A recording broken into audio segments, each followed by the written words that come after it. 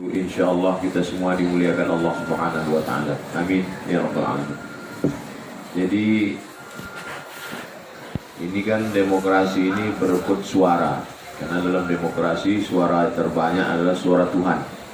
Suara terbanyak adalah pemenang. Jadi dalam demokrasi tidak ada hak, tidak ada batil, tidak ada salah, tidak ada benar. Maka yang menang itu adalah yang banyak. Mana contohnya? Omnibus Law. Itu yang banyak, maka itu yang menang. Banyak satu contoh kasus lain lagi, mana yang paling banyak itulah menjadi pemenang. Nah, dalam memperebutkan suara inilah kemudian masyarakat ini terbagi beberapa kelompok. Bagaimana cara membeli suara masyarakat ini? Pertama, yang paling mudah, simple adalah money politik, pakai duit. Jadi bagaimana dihantarkan ke rumah masyarakat ini amplop, duit, kemudian baju, seragam, kemudian materi untuk membeli suara. Lalu kemudian yang kedua adalah keterikatan emosional. Apakah satu sekolah, kemudian satu suku, kemudian satu kampung, kemudian segala yang bisa mengikatkan, mengeratkan. Maka itu juga ampuh. Yang ketiga adalah tokoh agama. Dulu tokoh agama ini yang paling ujung, paling habis, paling terakhir. Makanya dulu tokoh agama itu hanya sekedar pembaca doa saja. Tapi kemudian terjadi perubahan yang signifikan akhir-akhir ini. Maka kalau kita lihat antara kampanye tahun 90-an dengan tahun 2020-an itu berbeda. Dulu anggota-anggota dewan, caleg-caleg legislatif itu membawa penyanyi dangdut untuk meraih suara masyarakat. Tapi kemudian ketika masyarakat ini berubah dari lapangan dangdut ke pengajian, maka terjadi pergeseran. Sebetulnya itu adalah keberhasilan dakwah, keberhasilan tausiah, keberhasilan ceramah baik di televisi, di radio, ditambah lagi di internet. Sehingga ustadz-ustadz bisa menyaingi, sehingga suara ustadz ini menjadi signifikan dan luar biasa. Tapi masih lagi pada level bawah bahwa ustadz banyak dimanfaatkan. Nah, kita ingin membuat sesuatu yang baru, bahwa ustadz tidak dimanfaatkan ceramah, ustadz tidak dimanfaatkan baca doa, tapi ustadz dilibatkan dari mulai memilihkan tokohnya dari awal. Jadi kita mau ustadz ini dari hulu sampai ke hilir, dari mulai memilihkan tokohnya, lalu kemudian mencarikan rekomendasi partainya, lalu kemudian mensosialisasikannya ke masyarakat, lalu kemudian setelah terpilih segala keputusannya itu ustadz-ustadz mesti dilibatkan. Dan alangkah indahnya itu tidak hanya ustadz non formal tapi juga ustadz formal. Sehingga calon-calon anggota legislatif yang mau mendaftar ke KPU itu mestinya mendapat label halal dulu dari MUI.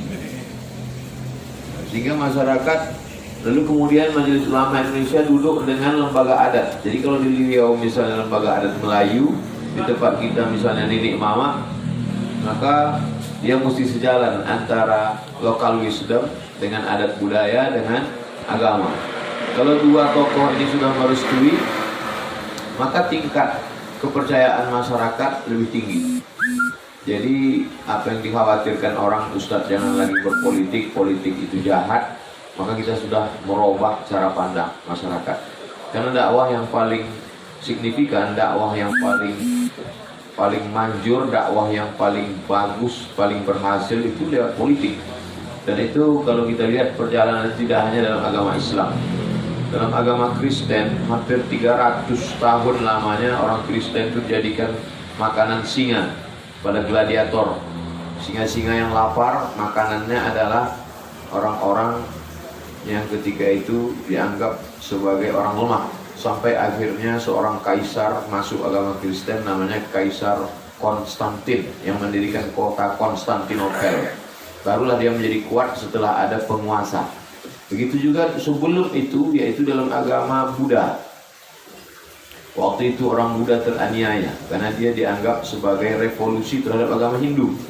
Maka siapa yang mengikut agama Buddha, dia teraniaya, terzolimi. Sampai akhirnya ada salah seorang yang masuk dalam agama Buddha dan menjadi raja. Itulah dia Raja Asoka. Tidak, Soka sengsara, Asoka tak pernah sengsara. barulah agama itu menjadi kuat. Beda dengan agama Islam. Agama Islam tidak lemah. Agama Islam dari Nabi Muhammad SAW sudah kuat. Nabi Muhammad 10 tahun di Madinah kuat, dilanjutkan oleh Abu Bakar Siddiq kuat, dilanjutkan oleh Umar juga kuat, dilanjutkan oleh Utsman kuat, dilanjutkan oleh Sayyidina Al-Hasan kuat. Setelah itu berpindah ke Bani Umayyah kuat, habis itu pindah ke Bani Abbasiyah kuat. Jadi kuatnya bukan di tengah jalan, tapi dari awal jalan.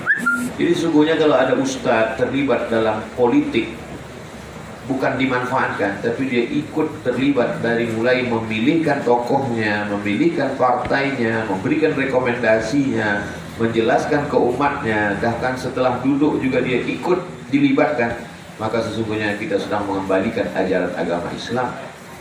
Orang ingin Islam ini lepas dari politik. Dia ingin Islam ini sekedar ceramah, Islam ini hanya sekedar zikir dan doa, sholawat, Islam ini hanya sebatas cerita-cerita di masjid. Maka dengan begitu dia senang untuk menghabisi inti daripada ajaran Islam. Padahal Islam adalah kekuasaan, Islam adalah hukum, Islam adalah politik. Melepaskan politik dari Islam sama dengan mencabut ruh Islam itu sendiri. Itulah maka ulama membuatkan satu fikih yang disebut dengan fikih siasah, atau disebut juga dengan min fiqhid daulah, atau disebut juga dengan khilafah, atau disebut juga dengan al-ahkam as-sultaniyah, atau disebut juga dengan al-ahkam al-siyasah asyariyah. Bahkan mau tidak mau, suka tidak suka, tokoh-tokoh yang dianggap sekuler liberal di Fakultas Syariah, IAIN dulu, sekarang UIN. Kami dulu masuk UIN IAIN Pekanbaru tahun 96. Di Fakultas Syariah ada satu jurusan khusus, Fakultas Syariah, nama jurusannya Jinayah Siasah. Bagaimana mungkin jinayah dan siasah dilepaskan? Kalau Islam hanya sekedar tinggal dakwah tausiah, maka tak mungkin jinayah siasah bisa diterapkan. Jadi apa yang sedang kita lakukan hari ini adalah sedang mengembalikan ajaran Islam dalam format modern. Kalau berhasil Bukit Tinggi, maka Bukit Tinggi menjadi percontohan untuk kabupaten kota, provinsi se-Indonesia, insya Allah.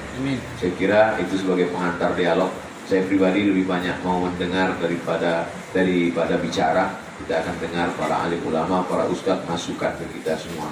Termasuk dari awal kita sudah diberi masukan tentang basmalah tadi. Walaupun sebenarnya kita sudah sebut itu, karena dalam hadis disebut kullu amrin ribalin walam yubda bi bismillah. Tapi dalam hadis lain kullu amrin ribalin walam yubda bihamdillah. Ini hanya perbedaan tentang lafaz bismillah dengan alhamdulillah dan antara bismillah jahar dengan bismillah sir. Mungkin sebagiannya sir, tapi Buya lebih setuju kita jahar. Mungkin sebagiannya secara fardi sudah, tapi berjamaah perlu. Itulah perlunya kita mendengar ucapan orang lain. Terima kasih. Assalamualaikum warahmatullahi wabarakatuh.